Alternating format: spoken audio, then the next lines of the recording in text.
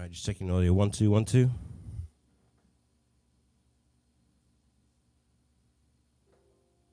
One, two, test, test.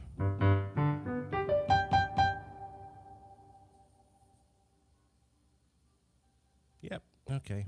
Let me just turn this dehumidifier off because it's making a racket.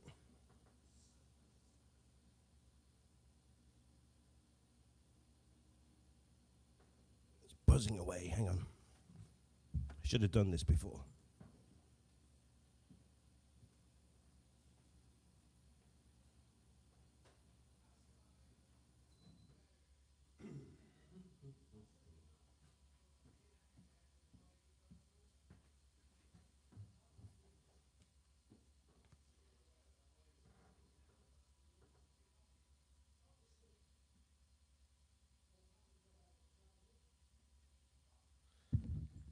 All right, we're ready. I just switched that off. So we're in good shape. How's everybody been? Everyone good? Hope you can hear me all right. I got my Stella here, and I just changed the keg, and I've got my big 20-ounce Stella pint glass. Oh, better just show you the brand. My dad's on here. Vuk's on here. I see Agent Orange on here. Hi, Dad. Hi, Louis. So it's almost 3 o'clock. I'm letting people join. Hope you had a good week. Hope you enjoyed yeah, it is a pint. Hope you enjoyed the live stream at the Piano Distributors last week. We had a lot of fun, and I know that Steve has already had some calls, which is great. But it was very good of him to be able to do that and to explain, how technology has advanced over the years. And I tell you, when I first went into that store, I remember a piano being a piano, and the technology now that has advanced with these acoustic grands and just having all of this and massive amounts of digital technology and capability, it was fantastic. So I think the majority of you have said that the next time that we do that, we're going to try and play as many pianos as we can, including the digitals. The entry levels at $2,200 upwards. So yeah, it was great, and I do again. I want to give my thanks to Piano Distributors who brought me this beautiful Yamaha GB1K Grand, which is in excess of $20,000. So for them to not only bring it but leave it here, for me to be creative has been just wonderful for me. So thank you, Piano Distributors. Thank you, Steve, for setting it in motion and making it happen. But yeah, we had a good time, and I think you did as well. I think there was a lot of questions and questions and answers, and it was a lot of fun. And I think you learned a lot. And we're going to play some of the hybrid pianos. We didn't really touch on those, so we'll do that the next time that we're there as well. So I thought what I would do is just demonstrate a couple of Piano-thon with Neil at Piano Distributors, yeah. I thought what I would do to start with is to just demonstrate a couple of features that we did demonstrate last week. 2 Yamaha trademarks, which is silent piano and SmartKey, because they were very, very cool. You saw Vanessa playing a song, and she did really well, and she loved it, and she enjoyed every minute. But you also saw when we were on the upright pianos, you saw that Steve was saying headphones. I've got my headphones on here. That he was saying that it was very interesting to have headphones. Headphones. Why are we still on? I see that chat is disconnected. I don't know why. Let me refresh that page.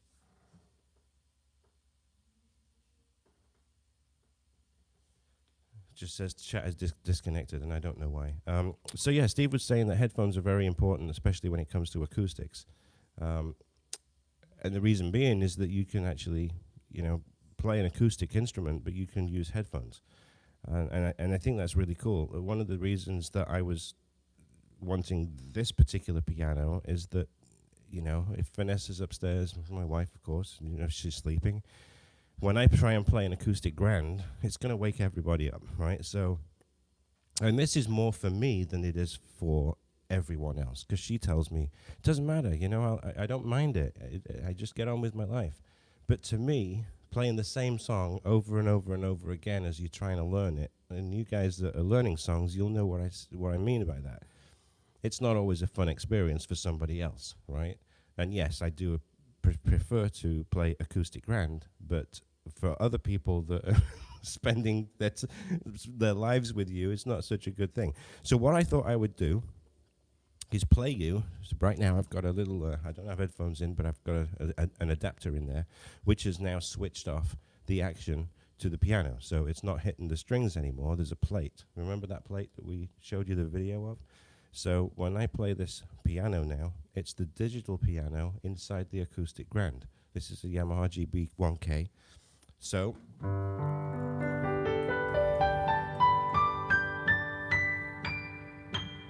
is that coming out okay?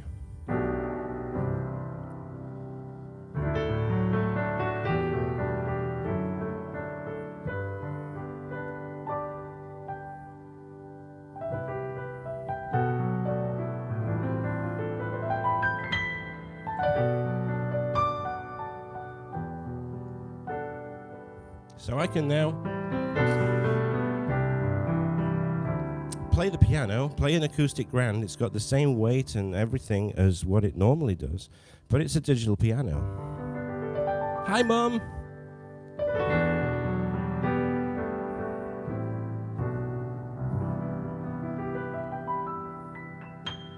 And you know, you've got to have those bass notes. And then those really nice. So there you go.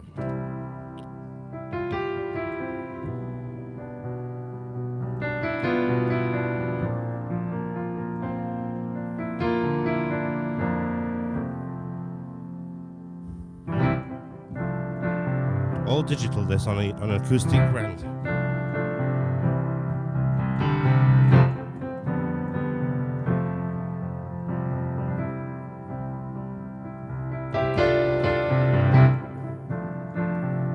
Okay, let me put down the keys so that you can see what I'm playing.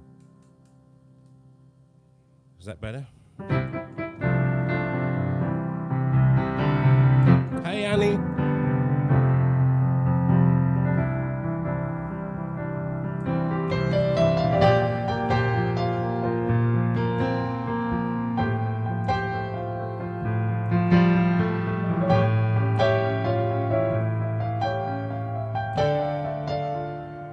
How's it sound? It's pretty good, right?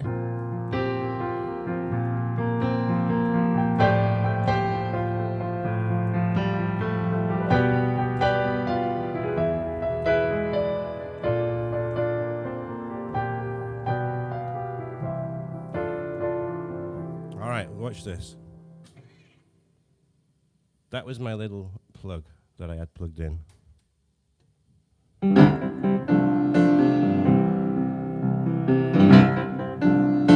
Now we're on acoustic piano.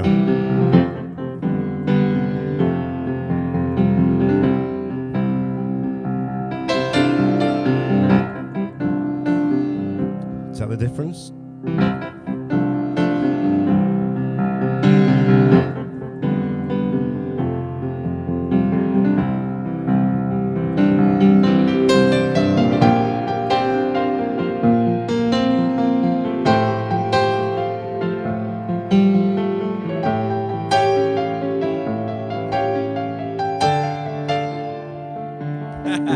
It is much richer.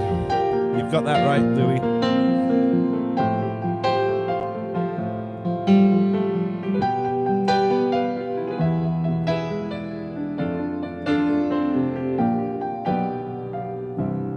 All right, plug it in again.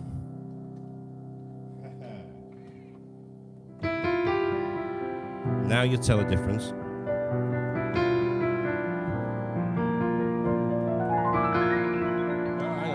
What's going on? Woo.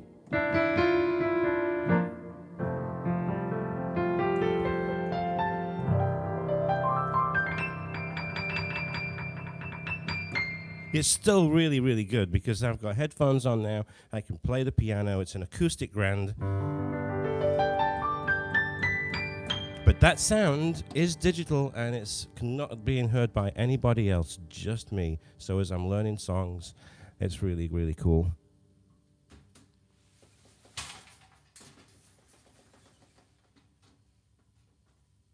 you go. That's better. There was a lot of glare on the piano. So let me take this out and listen. We did demonstrate to you SmartKey, which is really, really good. This is built into the app on the Disklavier, on any Disklavier. So you go to Songs, and then you go to Built-in Songs, and then you go to SmartKey. And then remember Vanessa did the wobbly key? I wanted to show you this because I don't know if you heard it on the acoustic where we just using the microphone on the phone, but it's got some wonderful backing when you play these songs. So I know that she did Autumn Leaves. So the wobbly key, it's going to start here, and there's going to be a key that wobbles. You can see it's that one, E. E right there, right? You see it moving? So this is for somebody that doesn't play piano. And we're just going to follow the notes.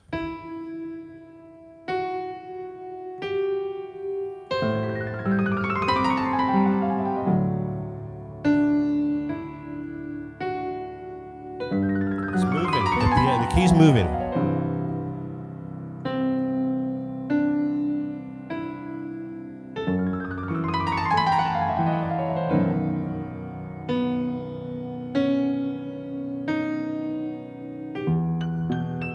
Listen to the strings coming in.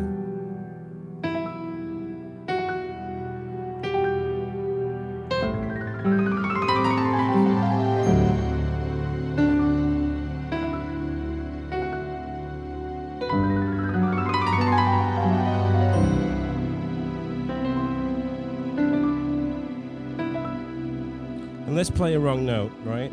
Because the A is wobbling right now. If I play a wrong note, it stays there.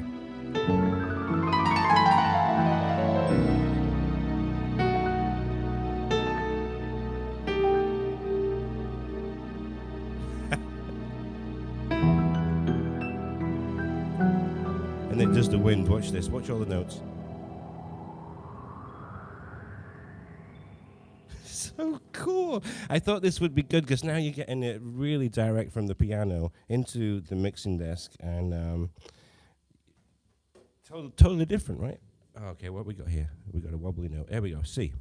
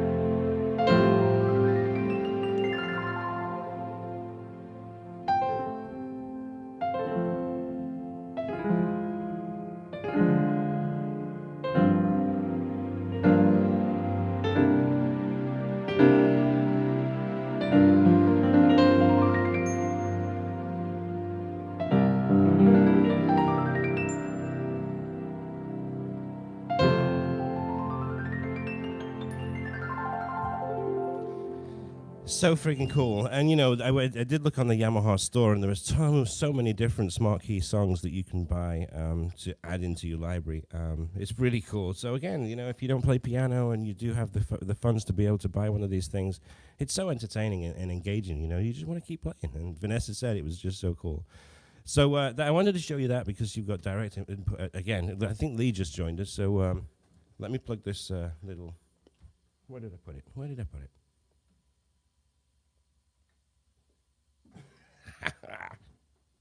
I had it 2 minutes ago. Oh, well, you can watch the replay. Don't worry, you can watch the replay. All right, so I was asking what am I going to be starting with, and I was somebody said do Mandy by, oh, I see it now. Mandy by Barry Manilow. So I'm going to plug this thing in again.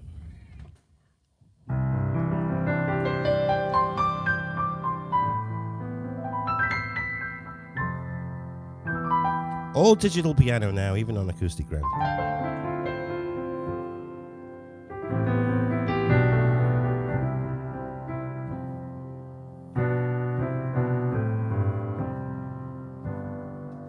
Take it out.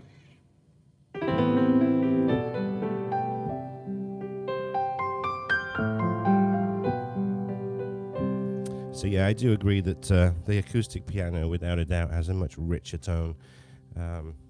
But it's a great way to learn a song without anybody else here in the house hearing you. So cool. All right, let's play Mandy.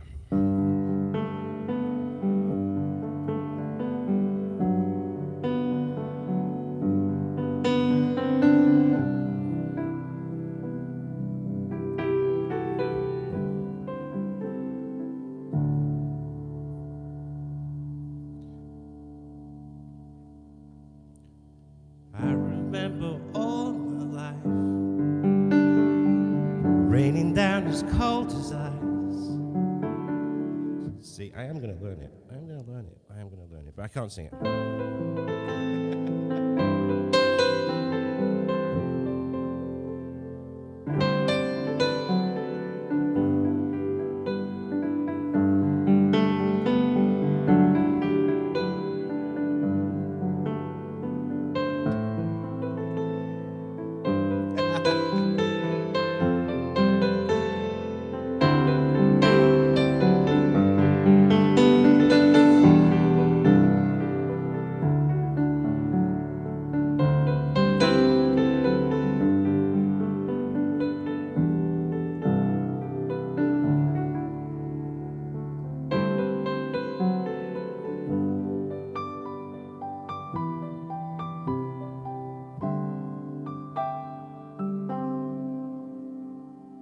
I think we need some strings. What do you think? I think we need some strings for this little part. The second way around.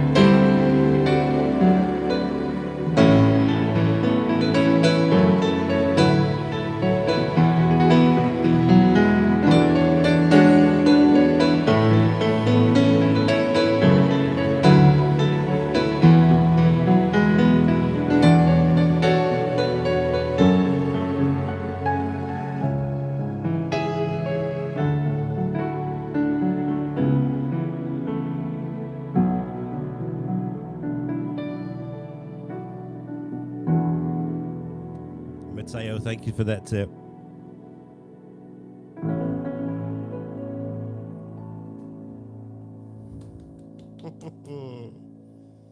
All right, best of me. Let's see if I can remember it. Gotta turn that the strings down now. I will learn that. I will sing it. I will learn to sing it. But I'm no Barry Manilow. I can tell you that. I'm trying to remember how. There's a Cliff Richard intro and there's a Barry Manilow intro for this song, Anny.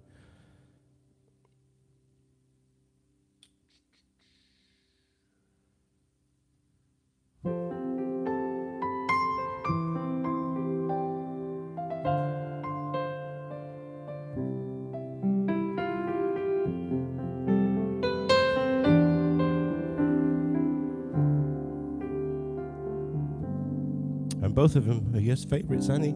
Right?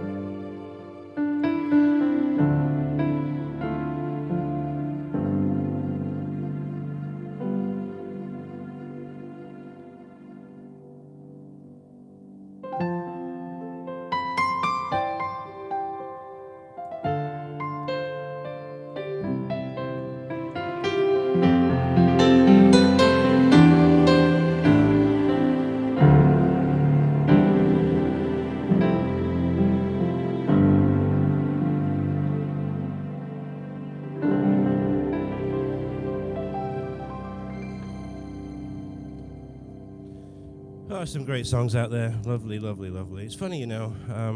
You're welcome, Annie. You're welcome. Are you crying yet? Are you crying? It's funny, you know. YouTube's a funny thing, and oh, In Your Eyes, what a great song that is. Yeah, I'll do that, Lee.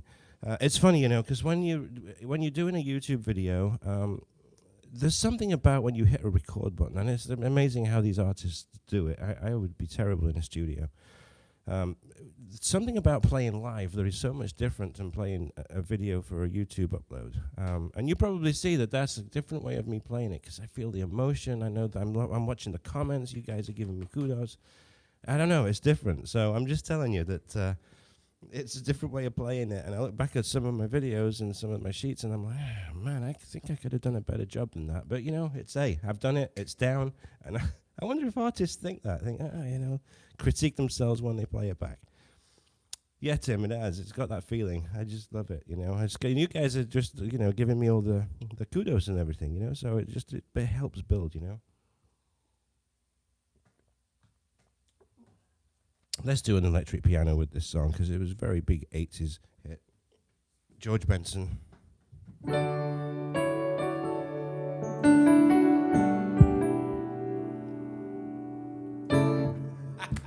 I'm going to do the timestamp for the next time that I play this, which is right now.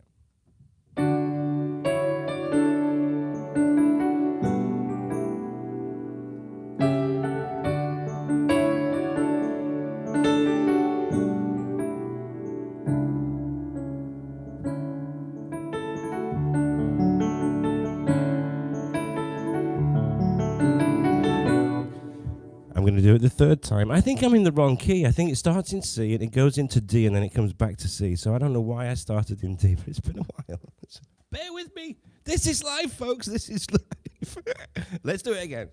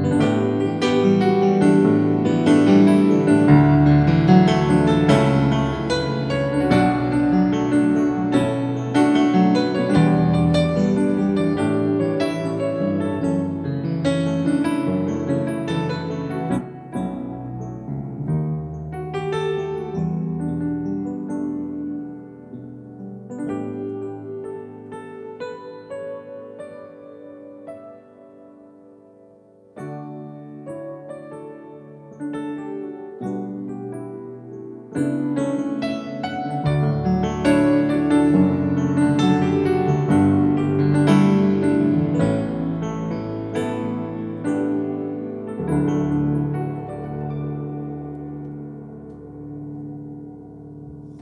forget how good they are, don't you? Thanks, Lee, for that suggestion and for the money that came with it.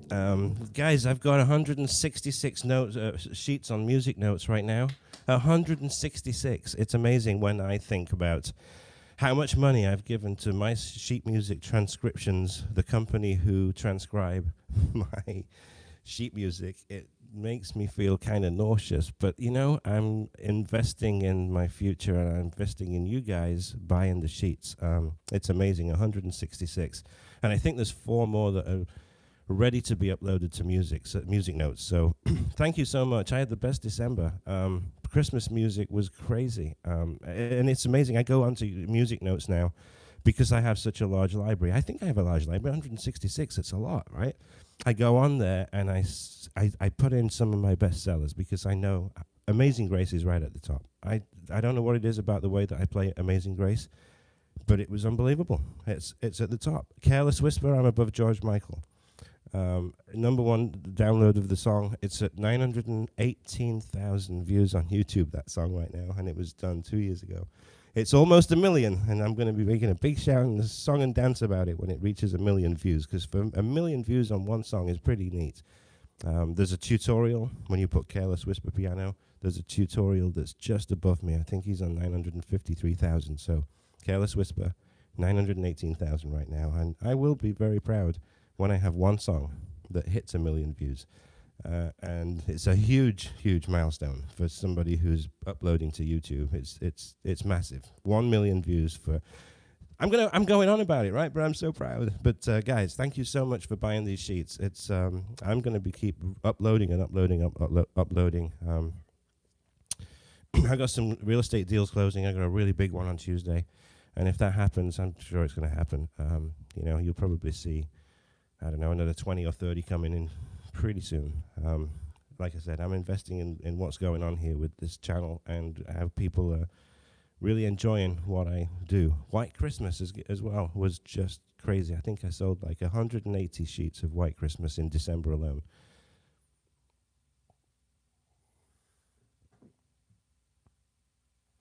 Oh, look at you, Matteo. Thank you so much. He just said your Careless Whisper is the best one arrangement in the world. Better than the original one. I love that. Thank you so much. No more Christmas songs, Lee. Are you kidding me? Not at all. Not at all.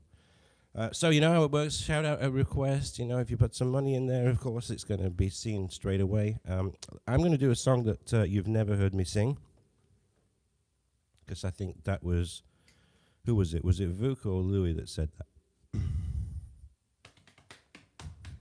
Yes, it is good to see Annie on here. Give Annie a round of applause, everybody. She's off work tomorrow. She's on Facebook with me. She's a Facebook friend as well. And Annie, I've got to tell everybody, she was just somebody who came on my YouTube channel, and she was giving me lovely comments and, oh, this is fantastic, it's lovely.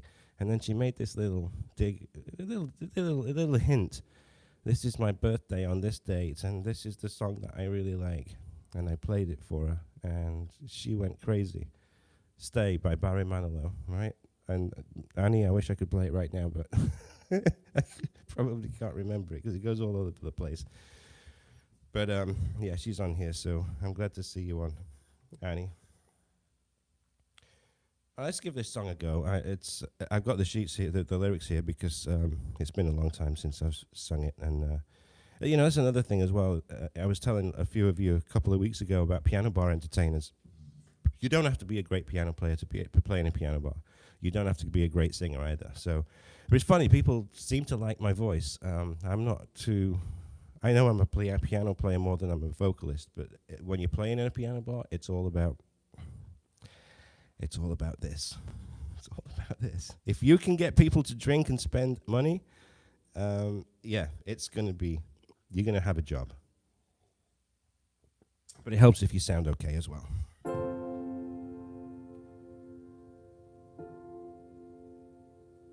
Now, this is a lovely song, and I'm really, really proud of this arrangement, but unfortunately, Born Publishing owns the copyrights, and they will not allow any third-party representation of the song, not even with music notes. Music notes can clear copyright with everybody apart from Born. So let's give it a little song and then a little sing, and hopefully I do it justice.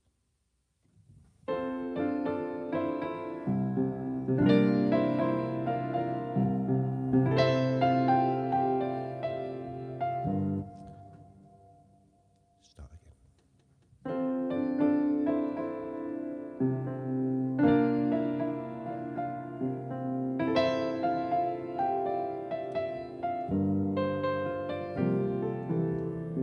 Unforgettable, that's what you are.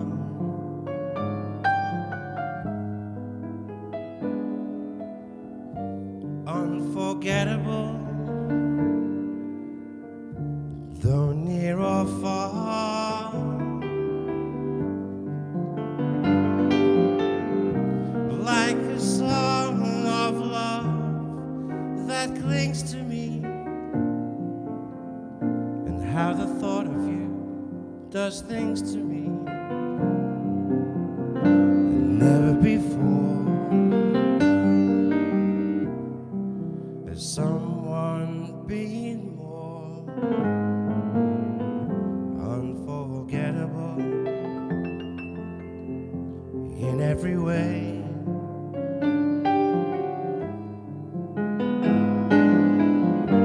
And forevermore, that's how you'll stay. That's why, darling, it's incredible that someone so unforgettable thinks that I am unforgettable too.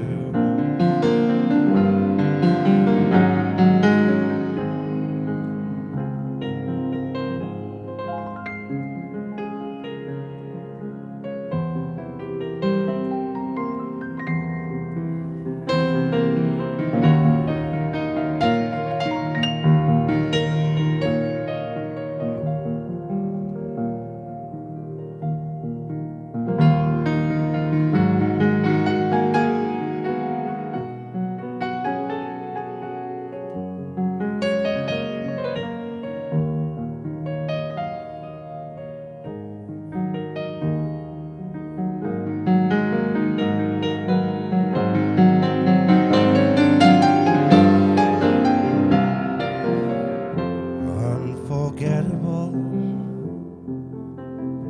in every way.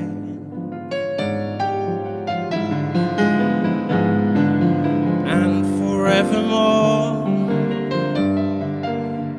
that's how you'll stay. That's why, darling, it's incredible that someone so unforgettable thinks that I am unforgettable too.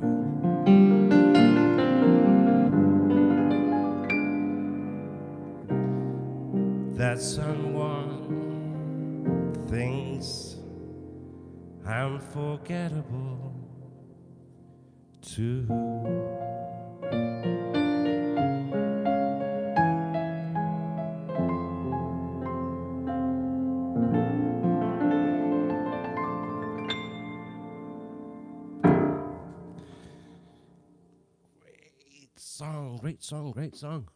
Great song. Hopefully it was good. Hopefully it was all right. But that's something that you've never heard me sing before. So now and again I'll do one.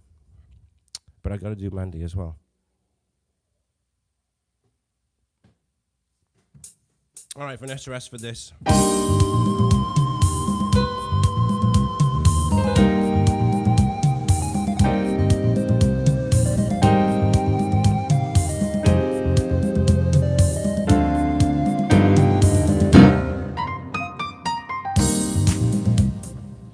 I'm going to do timestamp when I go back and edit the video. I'm going to do the stamp back. The timestamp from this right here. It's great. I mean, you guys can see the mistakes. You can see it's all live. But the people that come on tomorrow that missed it, they're going to get this.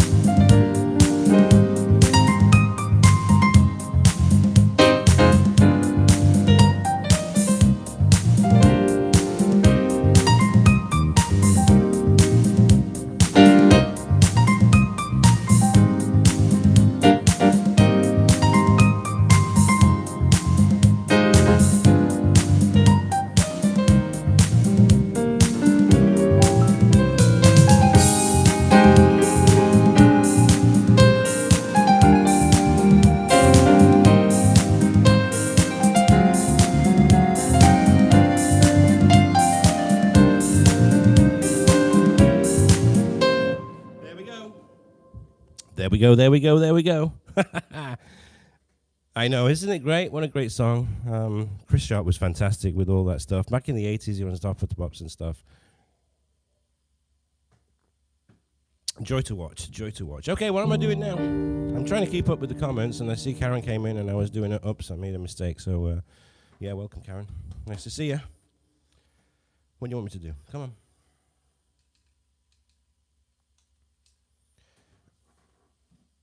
All right, I'll just keep playing my own thing then.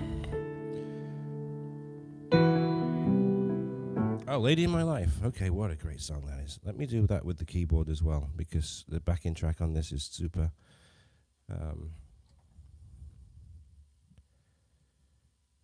on, I got a Michael Jackson folder here somewhere.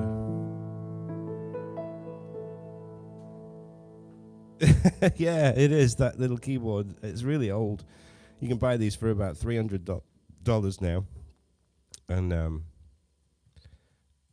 it's amazing, really, because all those MIDI files, you can change them into user songs and change out, take the melody off. And all right, let's see where I've got this file. I've got it here somewhere. I think I've pressed too many buttons and the keyboard's having to think about it.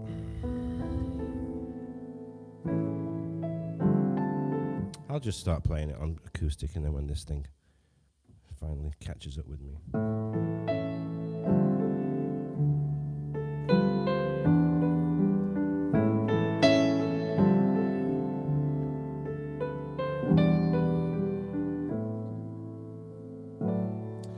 on. I can hear that. Oh, thank you so much. Another one said they have the best arrangement online. I can hear the hard drive clicking away here. It's like me. Can't keep up. Can't remember what it's got to do. All right. Come on. Are we ready now? I just pressed the start button. All right, we gotta do this. Come on.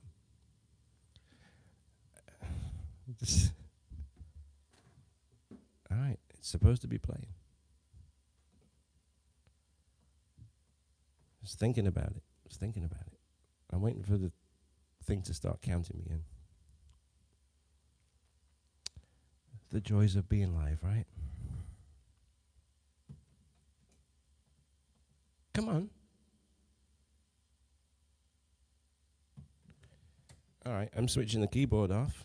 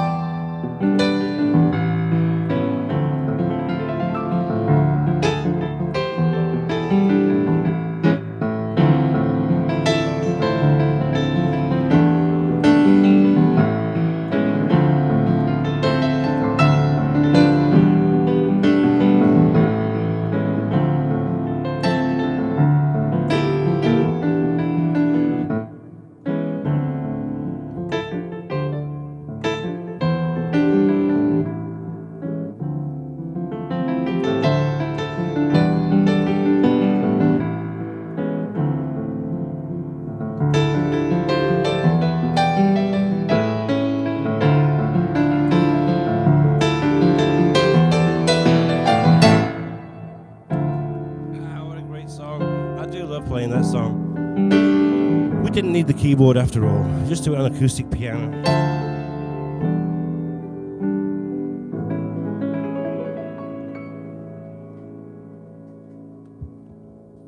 Woohoo, the crowd goes wild, the crowd goes wild. Okay, I've got, there's a few to keep up with now. Time after time, that's a tip, so I'm going to do that, David. And then I've got Ballerina Girl, My Life. Oh, and Flynn, okay. That's one that we've not done before.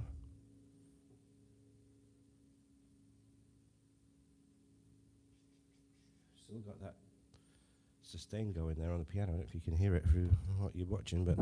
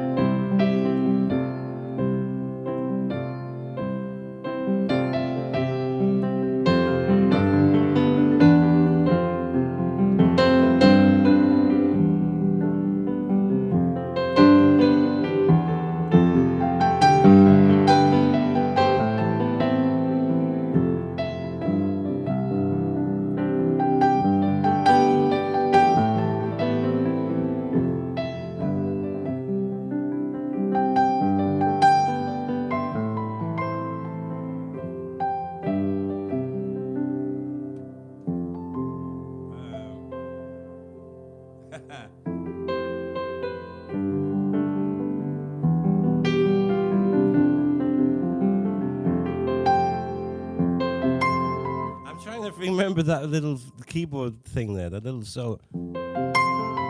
There it is.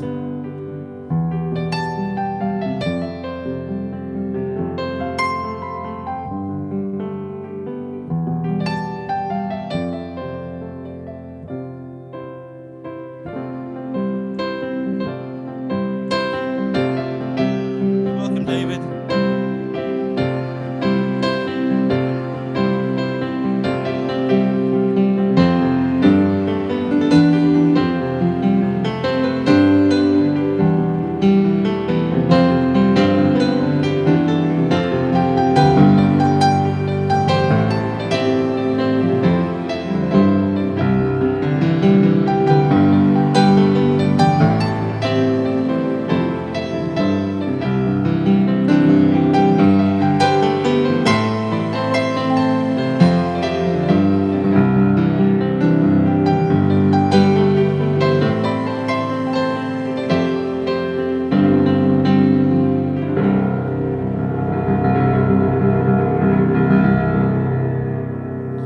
Oh boy, what great songs. So I hope it's coming through okay with no distortion, because I'm really whacking the keys on here. Annie, thank you so much for that £10 tip. Really, really appreciate it. I've got to go back here.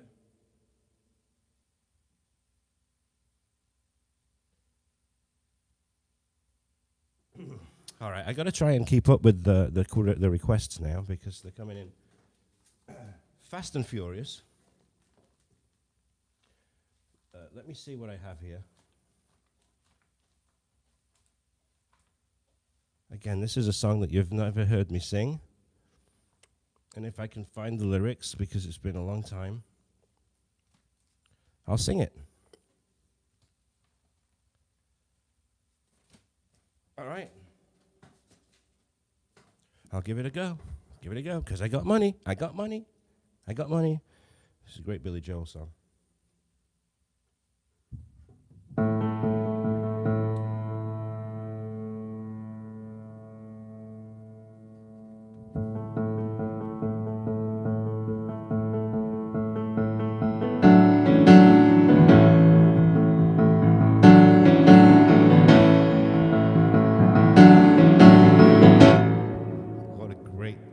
intro.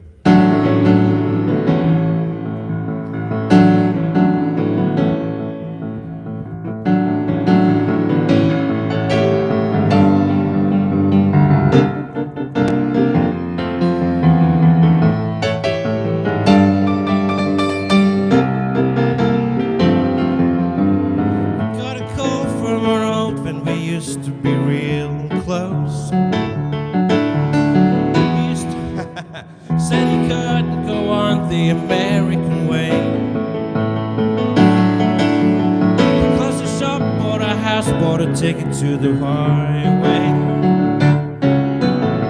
Now he gives them a stand-up routine in LA.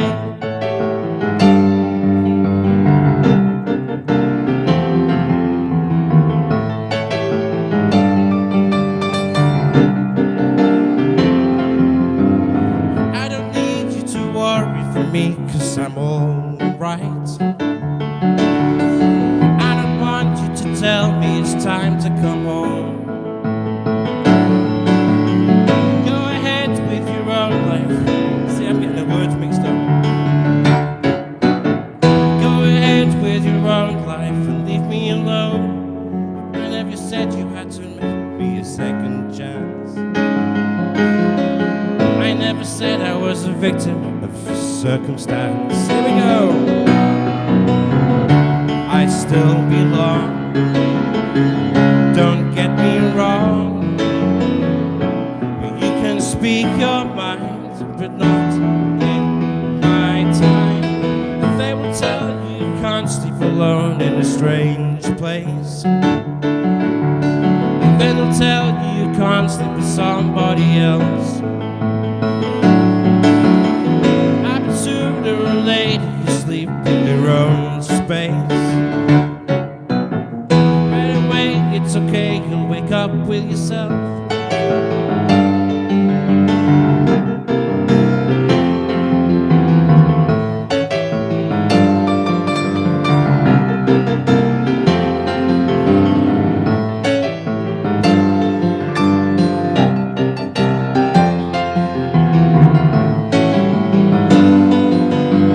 Listen to yourself, it's my life. Little rusty, but we got through it. Little rusty, but we got through it.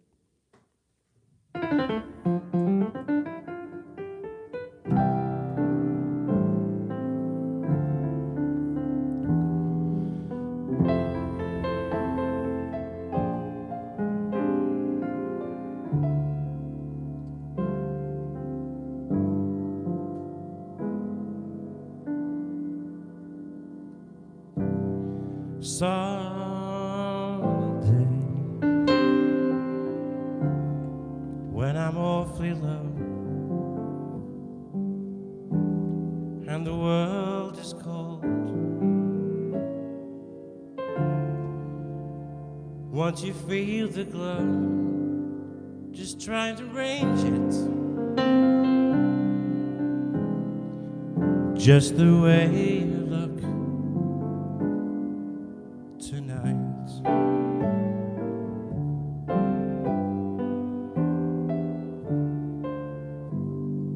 Yes, you're lovely, with your smile so warm and your cheeks so soft. Won't you please arrange it, 'cause I love you just the way you look tonight.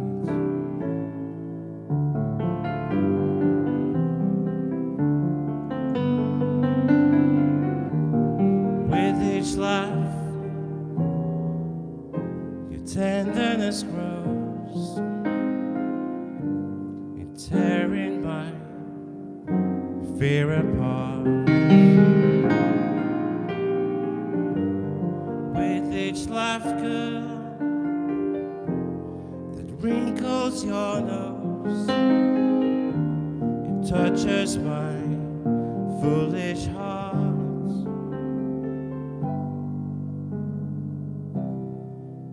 Lovely, Don't you ever change. Just keep that breathless charm. Darling, please arrange it, 'cause I love you just the way you look tonight.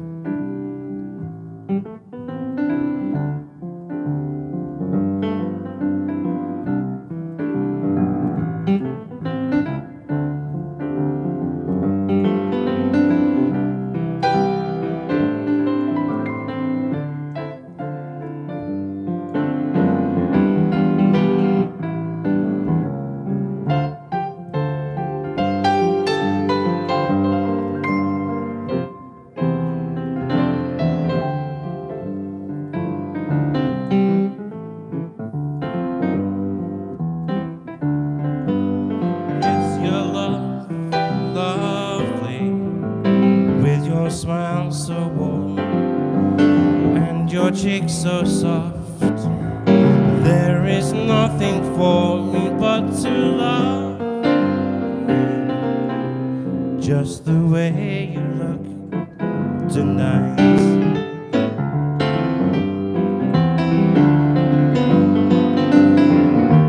With each laugh, your tenderness grows. Touches my foolish heart. With each laugh, girl, that wrinkles your nose, touches my foolish heart. Lovely, don't you ever change. Just keep that breathless charm. Won't you please arrange it, 'cause I love you just the way you look tonight.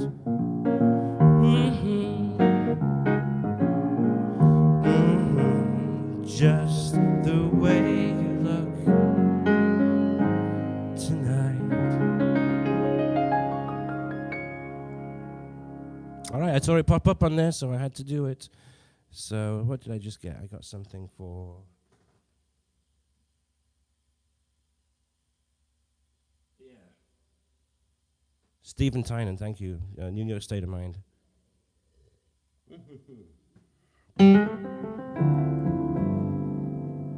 Don't sing this one, unfortunately.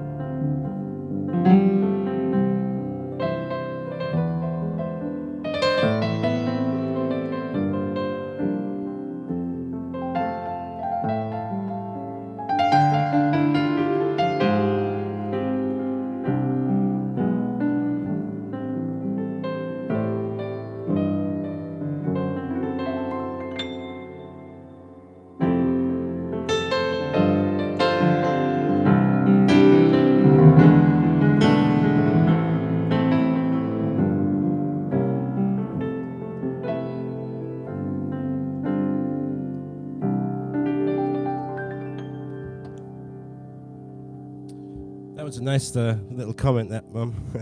Close my eyes and think I'm in the Golden Lion. The Golden Lion pub was the Golden Lion, was the piano bar. Well, it wasn't a piano bar, it was a pub, really. People never really sat around the piano, or they could sit close to it. But it wasn't like a piano bar. But that was on the Queen Mary too. Sad to think that that room is empty right now, and it's not sailing anywhere with any passengers on. But I did read in the cruise industry that they're going to be starting making people wear masks. They're going to have people on the ship that have had their vaccine, which is, hey, it's a start, you know, to get cruising back in business again. And believe me, I played 8 years on ships, and it's one of the best gigs.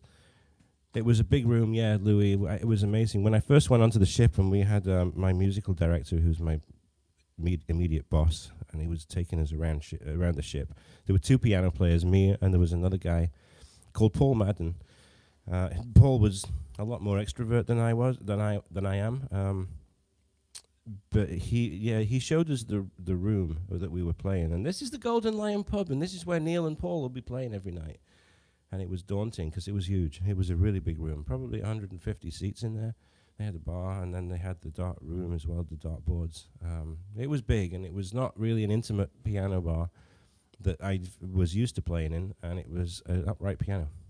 Yeah, and it wasn't a very good upright piano at that. But we mic'd it up, and yeah, so cruising is going to get going again as soon as we can get, you know, vaccines all over the world, and we can get passengers vaccinated, and we can get crew vaccinated. And I'm telling you, it would be a great gig for you guys if you could get into it. You know, who knows whether the people that were on the ships when COVID started, whether they're going to be coming back to sea or not. But there's going to be a lot of auditioning once they start. You know, there's 200 cruise ships in the world, and they got to have somebody, right? Might as well be you. Might as well be you. It was really the best job I ever had in my life. Traveling the world, getting paid good money, getting tips every night, which goes without saying. And if you can come up with a CD that you can sell in international waters, you don't need copyright release on it, and you can sell it, and the store will actually sell it for you, and you get 85. I think it was 85%. So I sold a CD for $20. I got $17 for every one that sold, and so at the end of every cruise, I would go in and see the store manager, and he'd just give me the cash. It was pretty cool. So yeah. Louis, that's a good question. Tips, you never know from cruise to cruise. Here's the thing. They don't normally, if they pay you well, they don't normally allow you to put a tip jar on the piano. But there's a way around it. I would always go in with a few dollars. Are you okay, Vanessa? Vanessa's making a... Hello? Hello, I'm live. Can you hear this? I don't know what she's doing. Oh, now the dogs come in here. So yeah, question about tips. You never know from cruise to cruise, but I would always take a few dollars, you know, a 5 and a 10 and a couple of ones, right? And I'd just stick it on the top of the piano there, right? It's amazing when people see money there that they just want to add to it, right? So, and it's like this on here, on the super chat. People giving me tips and stuff, you know. I want to give him some too, you know. And of course, some of you don't. Same on the ship. So yeah, you know, just normally $10, $20, but you know, listen, you're gonna be doing 4 hours in the piano bar, right? So those $10s and $20 adds up. And I remember there was one couple. They were from Minnesota. They owned a casino. And they loved what I did, and they would give me $100 bills, and you know, I would make from those guys, you know, $800 in a night just from 8 songs. It was incredible, but you're never going to get that all the time. You get absolutely hammered every night because you get free drinks all the time. Can I buy you a drink? Yeah. Can I buy you a drink? Yeah. So you drink a lot. So you gotta. It's not good for your liver. I mean, you just probably have to take it a little bit careful because you know, you buy her a drink. What are you gonna do with it? You know, you can't like. I'm not gonna have the drink. I'd rather have the cash. Listen, you're in there to sell drinks. That's the key thing for the cruise line. You sell drinks. It doesn't matter. Yeah, pints, bottles, you know, it doesn't matter. But yeah, you would always say yes. Always say yes to it. If you didn't drink it, don't worry about it. They've forgotten it. But at least they bought you a drink, because every single pint that you get or every single drink that you get, the bar is making revenue. And when the bar is making revenue, your job is secure, all right? Because you got to sell as many drinks as you can. That's why the cruise lines are paying you, you know, $1,000 a week to come in and play on a piano bar, because they want you to keep the crowd in the piano bar. $1,000 a week, base pay. You've got all of your accommodation paid for. You've got all of your meals. You go to the crew bar and you're paying like $1.25 for a Corona in the officers bar and the crew bar. So that $1,000 a week you're keeping, right? Plus the tips, plus the CD sales, and plus any private gigs that you can get outside of what your job is. I mean, if people love you, they will book you to do whatever, and you name your own price. You know, the cruise line, of course, they met you on the cruise line, but when they want to hire you for something, you name your own price, and they fly you out to wherever it's going to be, right? So there's a lot of things that can happen, and you can earn a lot of money. You just have to be careful that you don't get into the trappings of luxury, because these cruise ships are luxurious. And yeah, there's a little bit of a risk that when you come off, you spend a lot of the money that you earned in the last 6 months. So yeah, there you go. So at the end of a piano bar session, $100 and 100 drinks for free. Yeah, that's right, Matteo. Absolutely, yeah. You're gonna get some tips. Absolutely. You never know how many, so just count them as a bonus. You're getting paid by the cruise line anyway, and you're getting paid really well. When you find out how much your room steward is getting paid, you are getting paid a lot of money for doing 3 or 4 hours a day. And it's fun work too. It's not actually work when you think about it. All you got to do is go and get to sit at a piano and get them to sing and get them to buy drinks. That's it. It's simple. And I've said this many times, that your contract, and I wish they wouldn't do this, your contract says 4 45-minute sets. And I've always questioned that. Why does it? Well, you know, the musicians union and all of that, you got to give a 15-minute break. I've told you this before. You take a 15-minute break when you have a crowd, you're going to lose half the crowd. You're going to lose 3/4 of the crowd. Keep the crowd there. Keep playing. Keep entertaining them, and do it straight through. Doesn't matter. Look at me. I've been, what, an hour and 10 minutes now. An hour and 15. I haven't taken a break. Why do you need to take a break, right? I'm doing this for me. I'm doing this for you. We're here. What am I going to do if I take a 15-minute break right now? I'll come on and back on, and half of you have gone, or maybe all of you. Why are you going to wait for me? Why are you going to wait for me? You're just going to go somewhere else and do something else. So anyway, yeah, that was a little story about ships again, because it is going to come back, and there's going to be a lot of piano players that are needed, and I'm going to keep you guys informed as to what we've got out there. Biggest regret on the ships? I don't think I have a regret, to be honest, Lee. I can't think of any regret. I mean, back in 1999. I think it was 1999. I was offered a job on the QE2, and I always wanted it. I turned it down, and it was a good thing, really, in the grand scheme of things, because even though I'd always wanted to play on the QE2, this was a fill-in gig, and you know, listen, they're still going to pay you on a fill-in gig, but a fill-in gig, it means that there's somebody on the ship who kind of owns that ship. He's on there all the time, right? So when you go and you do a fill-in gig, you're replacing this guy that they think is absolutely brilliant. So all of a sudden, you've got a target on the back of your neck, right? Because they love this guy, and you're the guy filling in.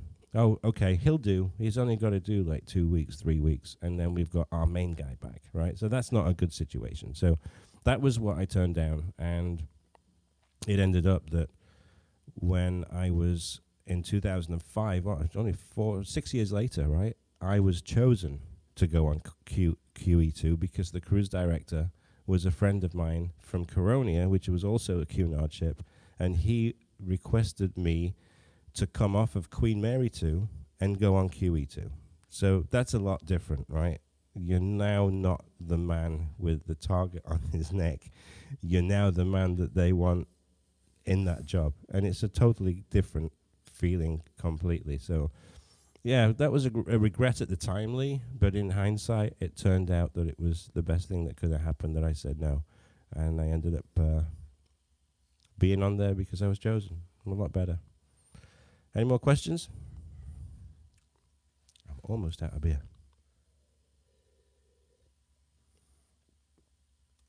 How many people we got on? We got 41 people on here right now, and we've got 17 likes. Who is not liked this video? Go in and like it. And how much? Oh, we got $46. $46 on in the tip jar. Look at that. That's awesome. And I didn't even start with any dollars. Look at that. Longest time I spent on a ship. It was 7 months on the Queen Mary 2 on one ship. 7 months. And it was actually, no, I think it was longer than that. I was the longest serving musician, and I tell you what, it was intense because it was all over the world, and it was big, you know. It was just very world famous. So 7 months on the Queen Mary 2.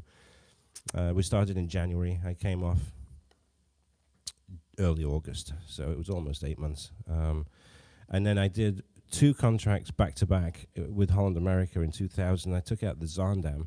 And then I was offered to take out the Amsterdam later on that year to go to the Olympics in Sydney.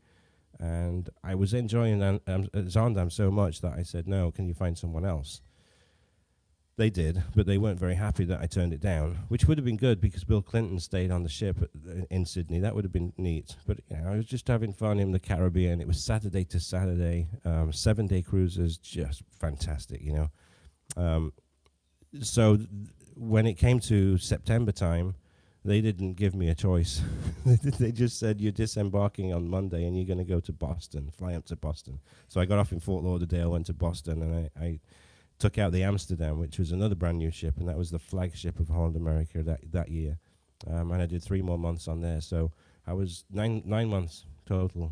I went out in late April, and I came back in almost the end of January to the UK. So I was brown.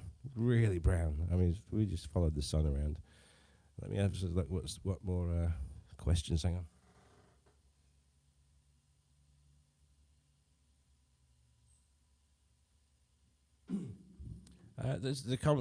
Auditions are not complex at all, Louis. You just go in there. You've got an appointment booked. You go in and you talk to them and give them eye contact, dress smartly, look nice, you know, have a shave, have a shower.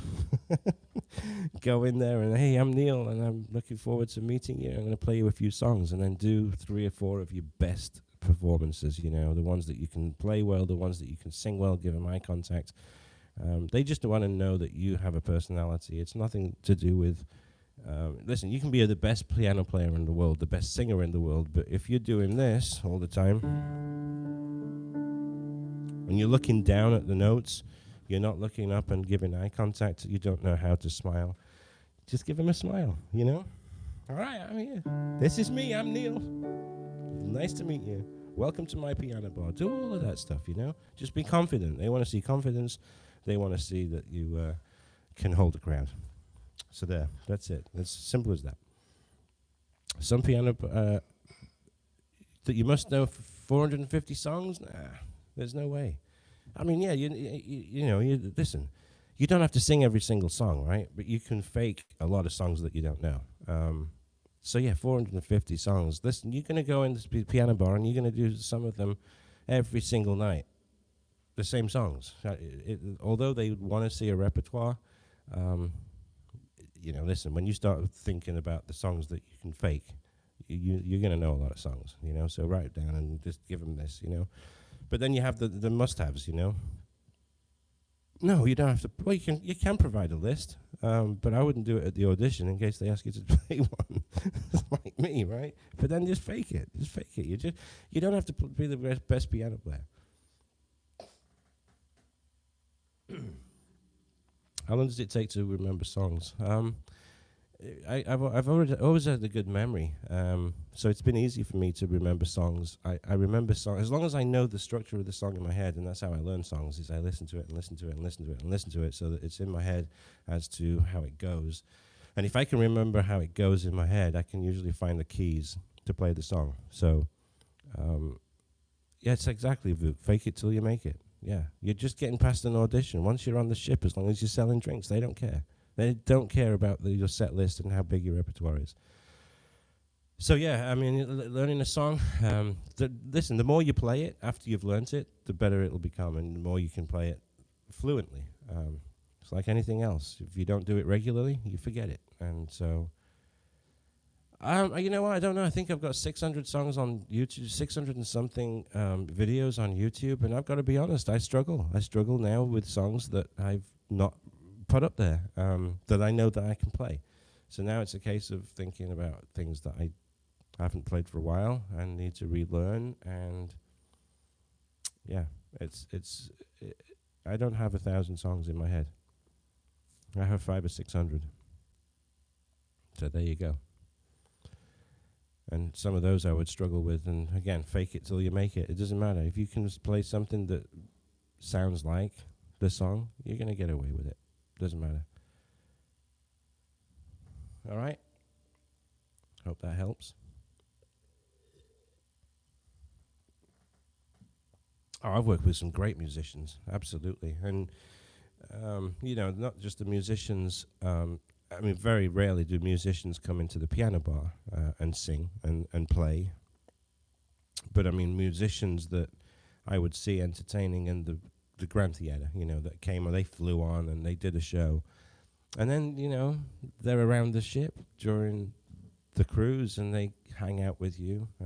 Yeah, great talents, you know, and got to be very close with a lot of great entertainers. I mean, to the point where I can call someone up and say, hey, I'm in England, I'm going to come and stay at your house for a couple of nights. And I can go and stay, you know, it's that kind of relationship where we really know each other well, and just see some great talent and being very, very lucky to be able to see them perform, but then also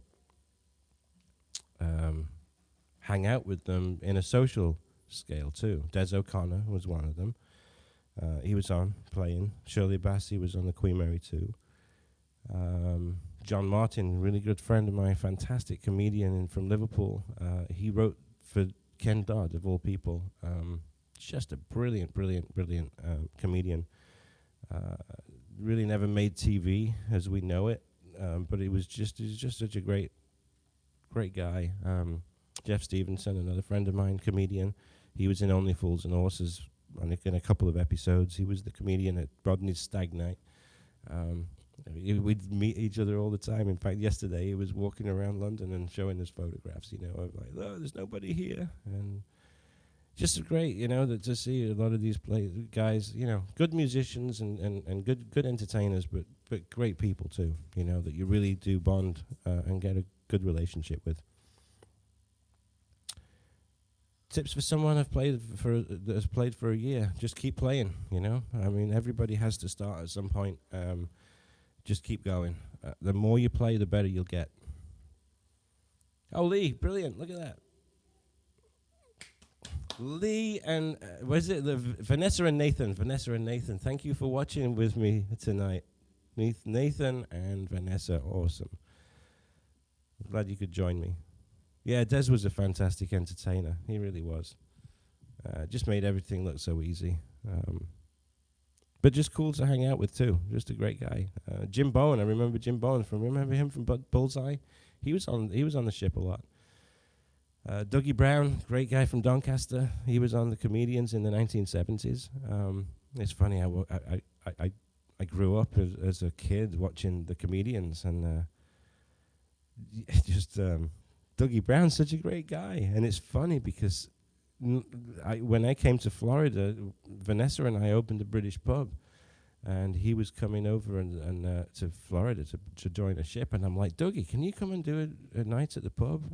And he did. And it was brilliant. It was absolutely brilliant to have Dougie Brown in our pub in Jupiter, Florida, performing for the Brits. It was brilliant. He was great. He's a great guy. He's getting on now, but he's the grandmaster of. Is he grandmaster? I don't know what the title is, but he's great. He's at the Water Rats, right, which is a lot of entertainment. Yeah, Jim Bowen was a lot of fun. Man, he freaking drank though. It was funny. Yeah, but he was good. I enjoyed Jim, hanging out with him. Who else? Just trying to think of anyone else that you would really know that used to come on the ships. Paul Squire, he passed away. He was a great Northeast comedian and all-round entertainer. I've never met David Foster. No, Annie. I'd love to. I saw him a couple of times. I saw him here in West Palm Beach. Friends of David Foster. He had Philip Bailey with him and Pete Satira.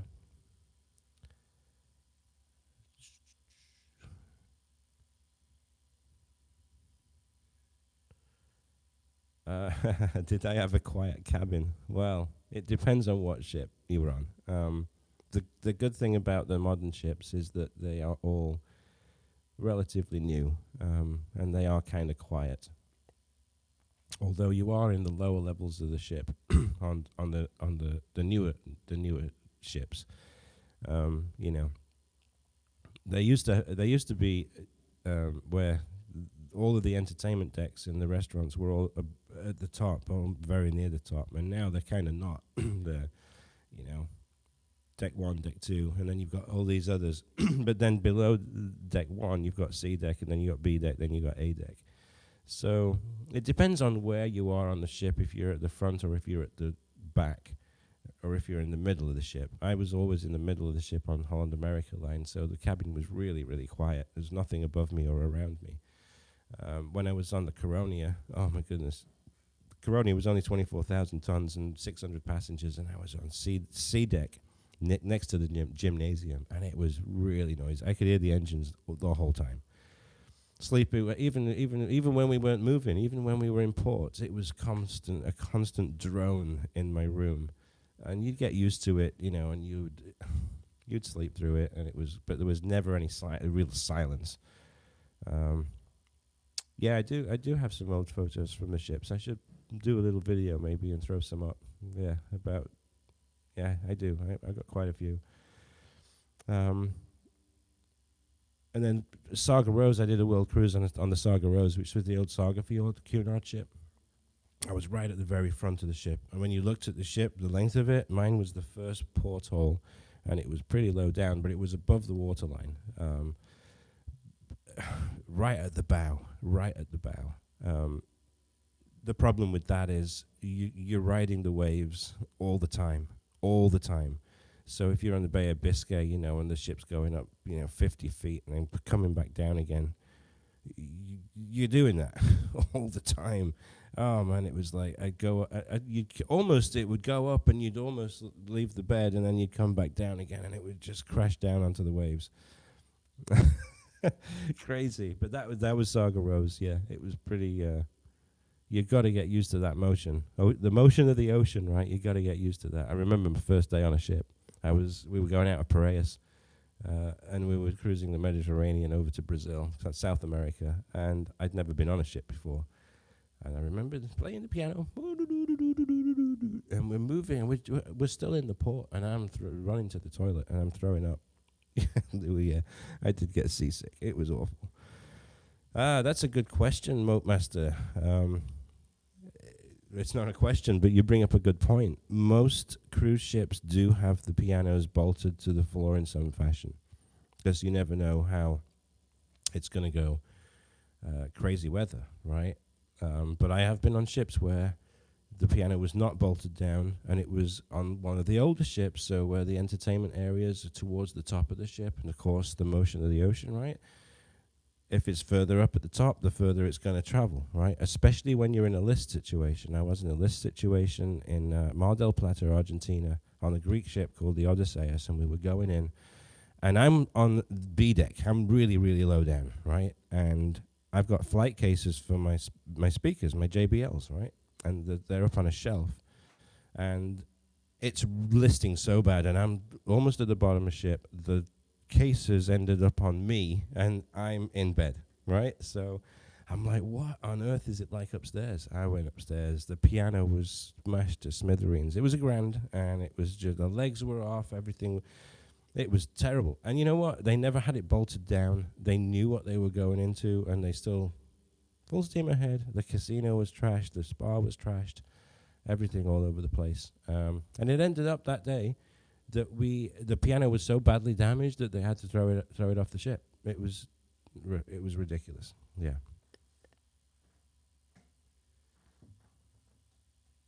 I'm sailing by Rod Stewart. Yeah, when it starts doing that, or the theme to Titanic, because everybody gets a little bit. When you're on the ship all the time, you do get used to all this weather, and you know what the ship can go through, and it is amazing that the ship can go through the most horrendous seas, and I've been through horrendous seas, and you do get used to it.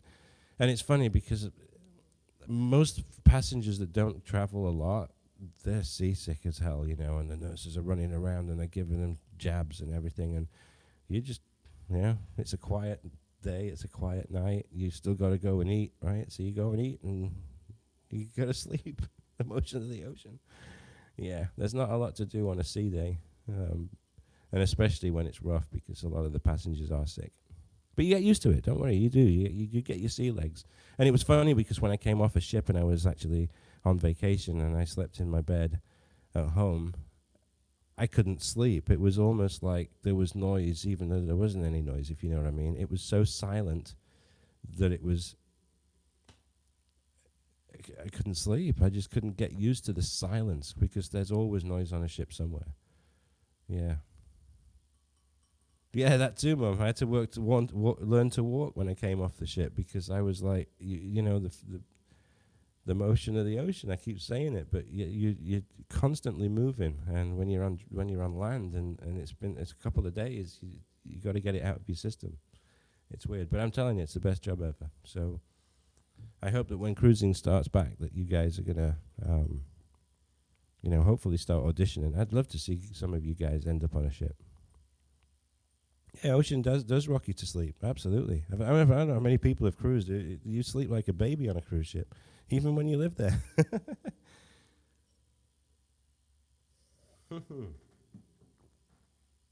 All right. Let's do another 15 minutes. What do you want to hear? What do you want to see? What do you want to... Do you want me to ask a question?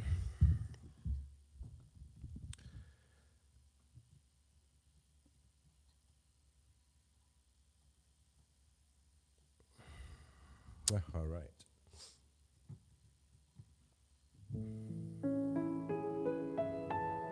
I do love this piano.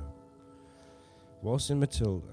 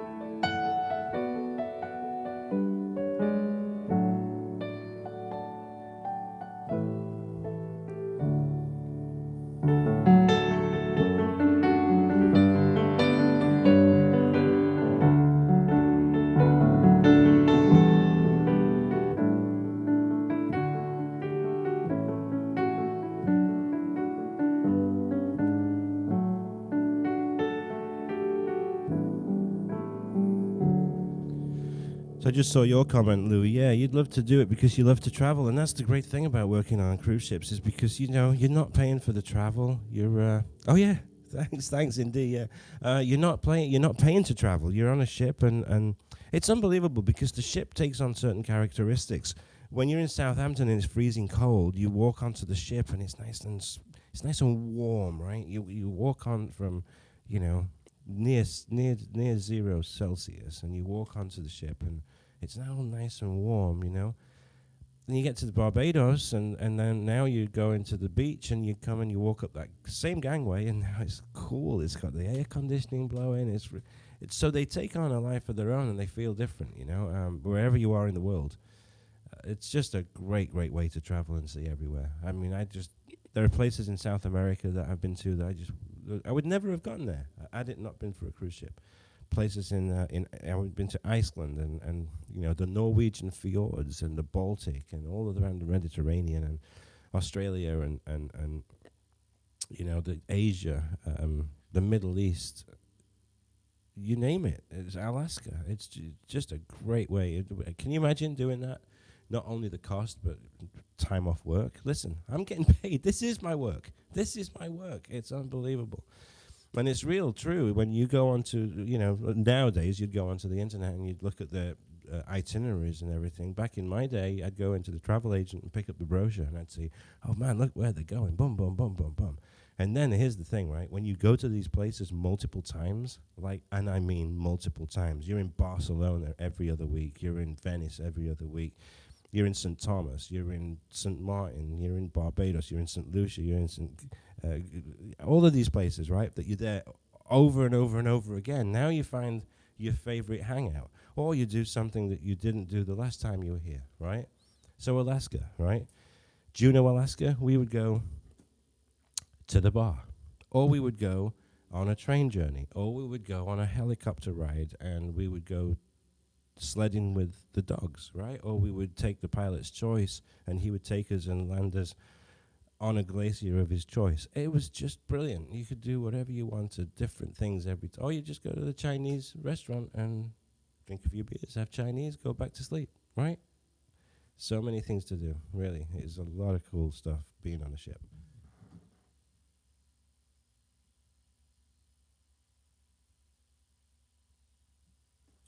Lee, that's a good one. Explain it to your girlfriend.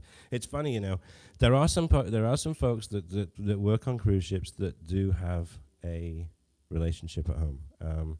Most of them are guest entertainers. They come on for like 7 to 10 days and then they go back.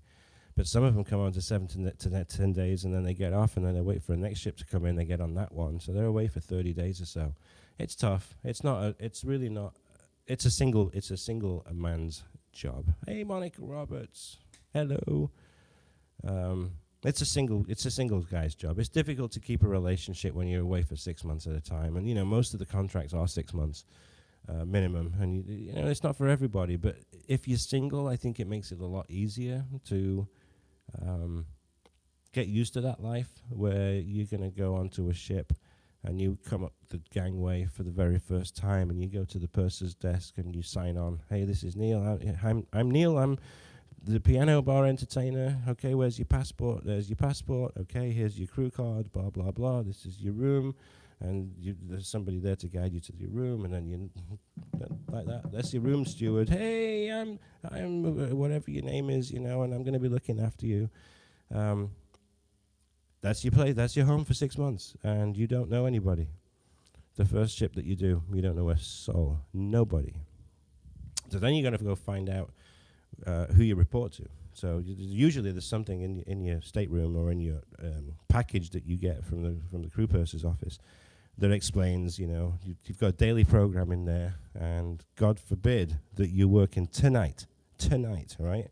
Sometimes you are. Most times you're not. That's your embarkation day. The day is yours. You go around. You can go walking into the ship, find out where everything is. Where do you eat? Who's your boss? And then you get the daily program shoved under your door. Then you know what your schedule is. Usually with the daily program, you also get a schedule from your musical director, who's your boss. That's under the door too. So yeah, that's it. But it's fun when you go in there.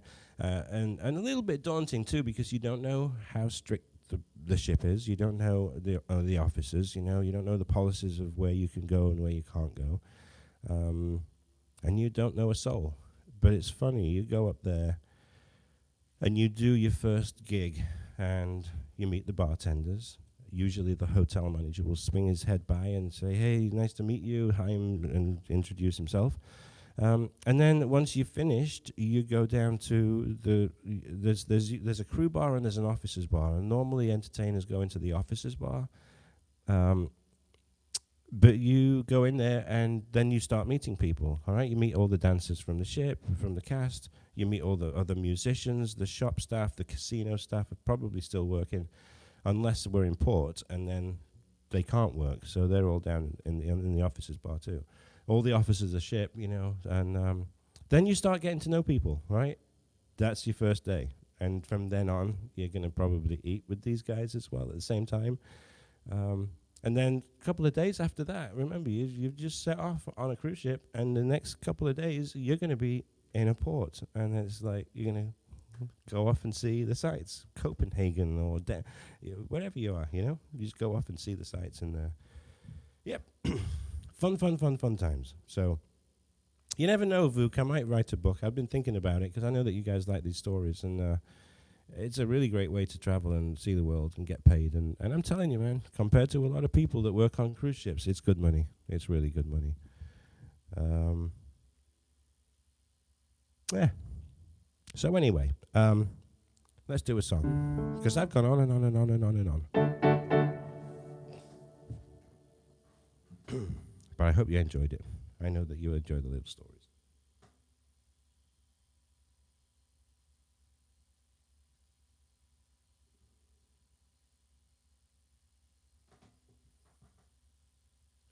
Let me put a little reverb on this piano.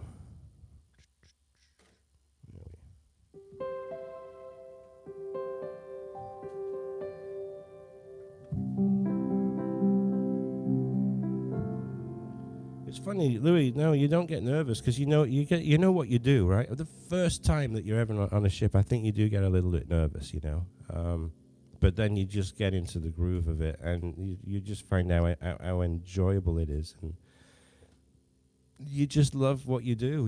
It's very, very, and especially when you go from your hometown and you're working on a cruise ship and you're going all over the world. It's funny, those people that you knew in town before you left, you come back, and you've got to think that this is all before social media. For me, there was no way of being able to check into different towns all over the world. But nowadays, I'm sure these people would treat you like a superstar. They did me when I came back from being 6 months away, and I'm toned, and I'm brown, and it's the winter. They do treat you a little bit differently. And my parents came on a ship for the first time, and they didn't really know. They kind of knew, but they really didn't know what it was like to cruise. And I remember my mum and dad. I mean, they did a river ship in Germany for a little bit. It's was it a week? I think it was a week. But I finally got them on Holland America, and it was on the Rotterdam. And I got them into Miami. They got a cab to Fort Lauderdale, and stayed in, I think it was one of the American suites or something, America suite.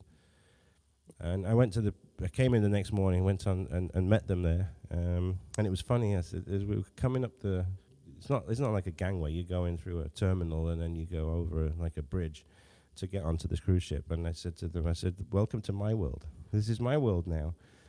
And they were just, my mum and dad had never cruised before. They always thought it was posh, a posh or the upper class that cruised. Carnival changed all that. They made it affordable for everybody. You could go to, the lower class, but it wasn't low. It was really still nice. And they just couldn't believe it. They were just like, wow, this is just what a way to travel. And it is. It's magnificent. So, yeah, it was great to show them my world and how it was. And I think they were super proud too. And coming onto the Queen Mary too, we had these shakedown cruises where, we hadn't practiced anything. None of the staff had. I mean, we'd been in Saint-Nazaire in France for like 10 days, but we really didn't have any people on. So Cunard offered all of the crew and entertainers to invite their family to come onto the ship for 2 nights. My mum and dad, and my sister, and her husband. How many kids, Karen? I can't remember how many there were. This was back in 2003, and it was before the ship was actually launched. And it was, okay, get everybody in here. We've got to do a trial. Oh man, it was unbelievable. Place was packed, and they recommended that we order room service. I mean, I just feel bad for the kitchen staff, the guys that all of a sudden they have a ton of people on the ship, on the Queen Mary 2, and everybody is just going nuts with the ordering for the room service, and you know, they're in the dining room and they're ordering this, that, and the other. Yeah, Karen and Tim and my mum and dad were on there, and it was just a way to try and get everybody up to speed before we got passengers on, which was the maiden voyage. And it was funny, they came on for 2 nights. We did a cruise to nowhere into the south, into the English Channel or something, and I said goodbye to them, and I went and did my gig the next night, and they pop up. They never went home. They came back and they, hey, can we get on again? Because they did 3 nights, three cruise to nowhere shakedown cruises on the Queen Mary too. So, and again, for my family to actually not just visit me in port, but to actually be on the ship and experience it, even though we weren't traveling to somewhere exotic. It was just an experience. It was. The balcony was fantastic, Mum, wasn't it? Cost you about 10 grand on the cruise, right? But it did suit you well. But no, it was just great for them to be able to experience it too. And of course, once you've cruised in that capacity, chances are you're going to cruise again, because it is a really, really, really great way to travel. And it's not expensive anymore, but COVID has to be gone from the planet, because it's going to be extremely difficult. If they do the vaccines only, then yeah, it might be a good thing that we can get back to cruising again. But believe me, I'm like an hour away from Port Everglades, and there are cruise ships that leave to the Caribbean every day. Not anymore, not right now. Let's do a song.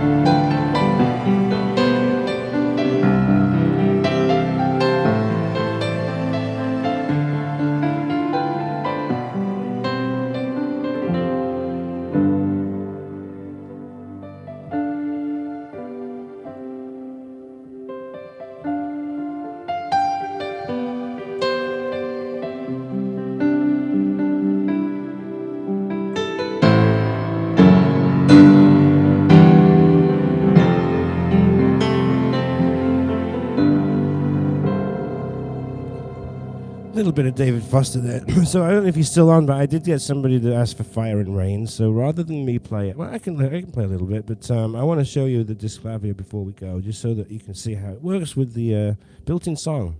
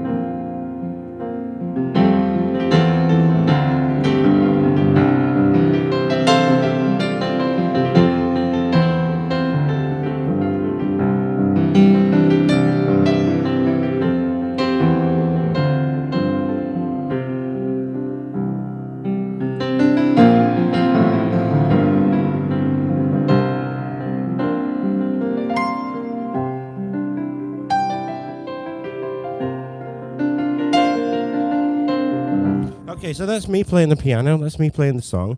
But let me show you this, because this is really, really, really cool. This is really cool, and it's called a Disklavier, built-in songs. So it has an amazing array of songs that's built into the piano. And you also have songs that you can download from the internet if you don't have enough in the piano. And some of them are performed by original artists, this being one of them. Listen to this. Keys go down and everything.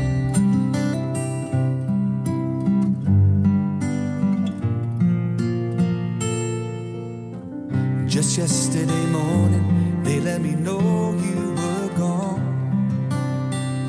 Suzanne, the plans they made put an end to you. I walked out this morning and I wrote down this song. I just can't remember who to send it to. I've seen fire, I've seen rain, I've seen sunny days that I thought would never end. I've seen lonely times when I could not find a friend. But I always thought that I'd see you again. Guitars, everything. Won't you look down upon me, Jesus? You've got to help me make a stand. All right, I'm going to turn the piano up. Just got to see me through another day. My body's aching and my time is at hand. I won't make it any other way. I've seen fire, I've seen rain, I've seen sunny days that I thought would never end. I've seen lonely times when I could not find a friend. But I always thought that I'd see you again. Amazing, right? And not only you have a lot of lot of built-in songs here, and there's another thing called Disklavier Radio.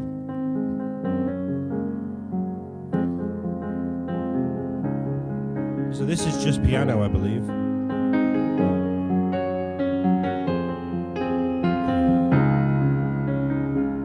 You know this song.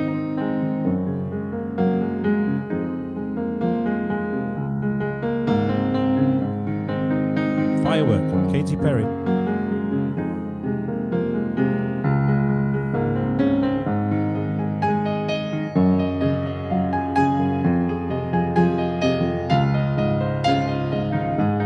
Let's have another one. There's another one here. About $20,000 for this one.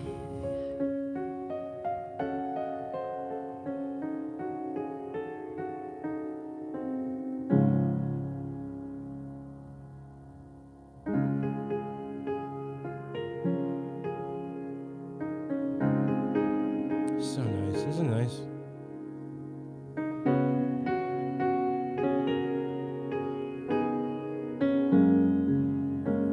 And that's with all this technology in.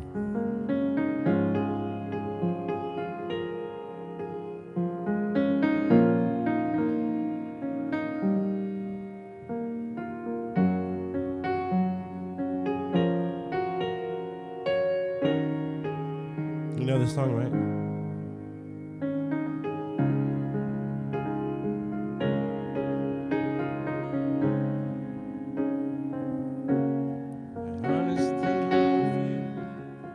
See what else we've got. I'm just doing a couple for you.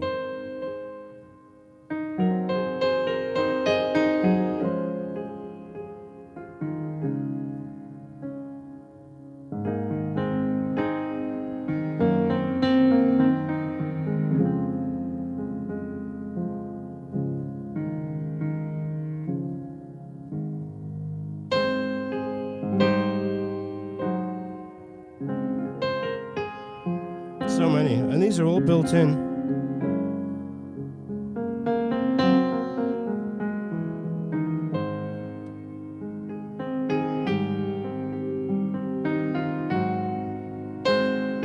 How about this? This is a little bit of jazz. This is freaking great.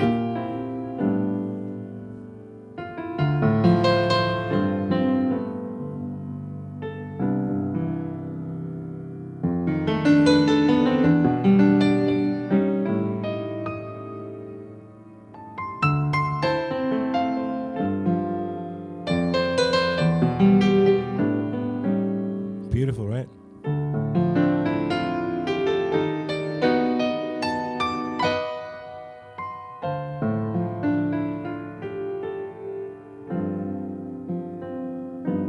Here we go, listen to this.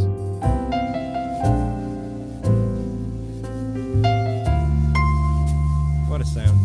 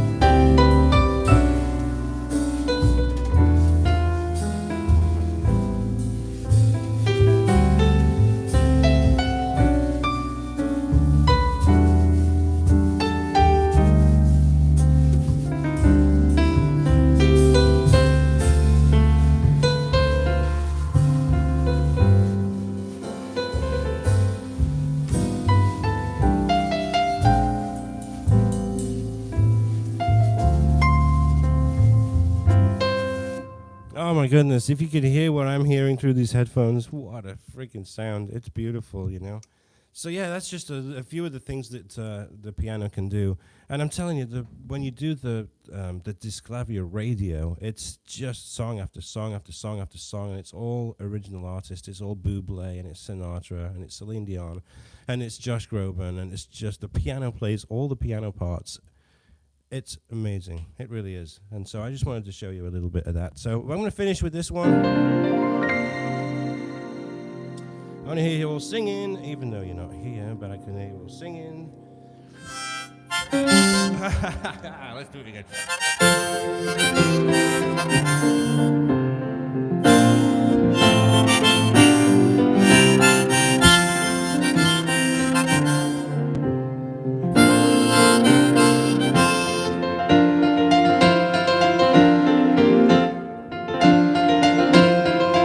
It's gone 9 o'clock on a Sunday.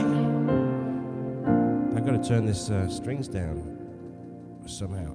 That's better. And the YouTube crowd shuffled in.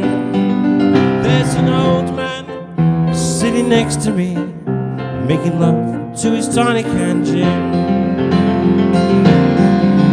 He says, son, can you play me a memory? But I'm not really sure how it goes. But it's sad and it's sweet, and I knew it complete when I used to wear women's clothes. All together now. Lily la, lily la, lily la, lily la, lily la. Sing us a song, you're the piano man. Sing us a song tonight, 'cause we're all in the mood for a melody. You've got us feeling alright.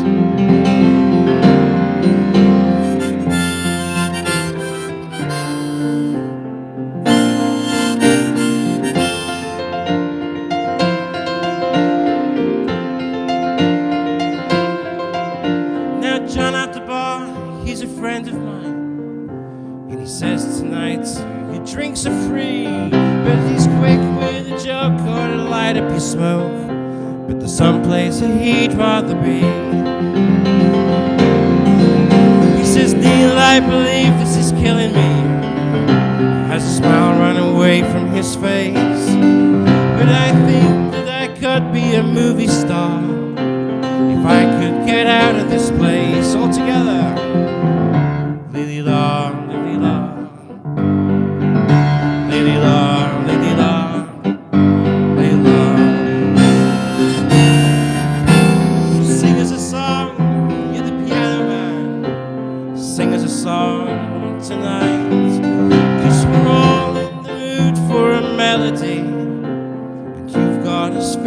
alright.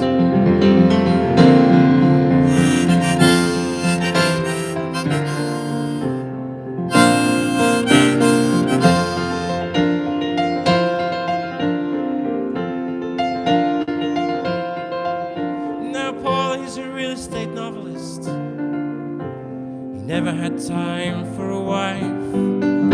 He's talking with Dave, he's still in the Navy. Probably will be for life. And the waitresses practicing politics as the spaceman slowly gets stoned. But they're sharing a drink they call loneliness. But it's better than drinking alone. Lily la, lily la, lily la, lily la.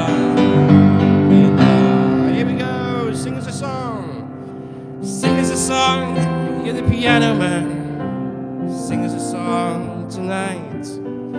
Guess we're all in the mood for a melody. And you've got us feeling alright.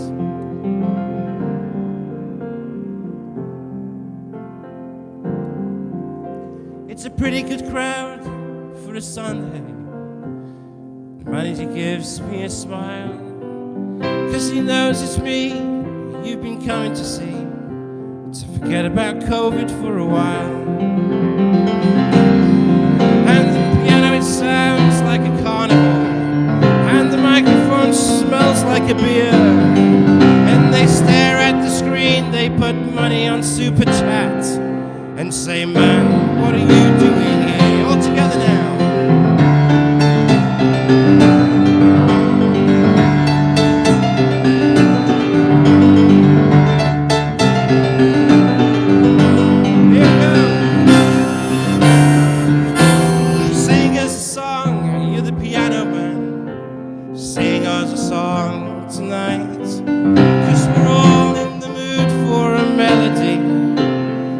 Got us feeling alright.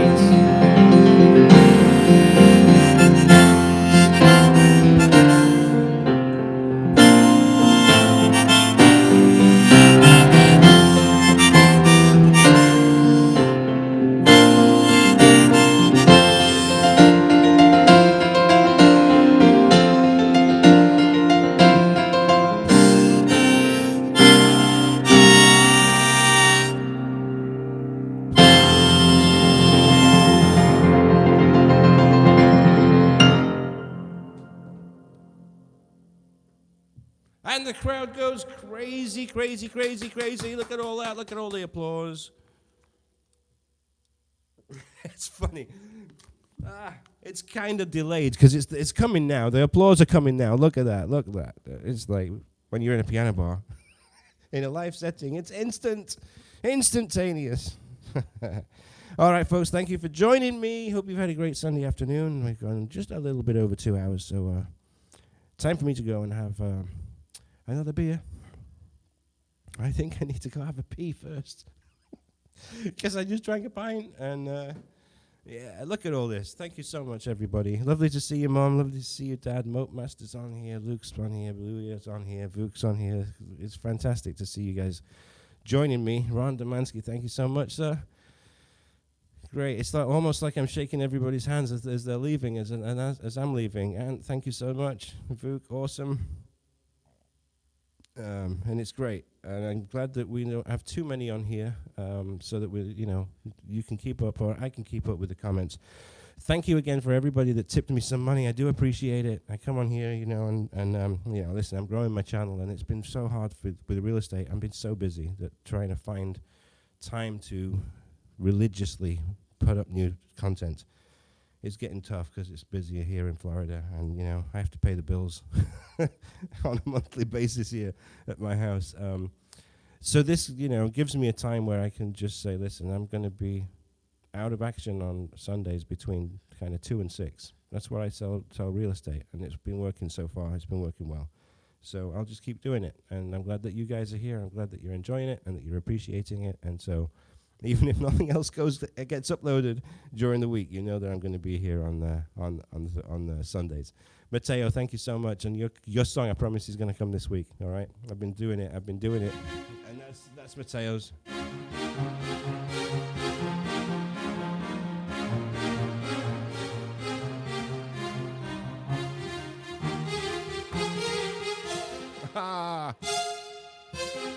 It's coming. Yeah. It's coming. Thank you, everyone. We'll see you next week, all right? Have a great week, and enjoy the football for those of you that were watching it this evening. But if you are, you probably would have been watching it while I haven't been live. So, everyone, have a great week. We'll see you soon. Bye-bye. Look, that's just strings. It is orchestral strings. Orchestral strings. Johnny Slash, thanks, mate.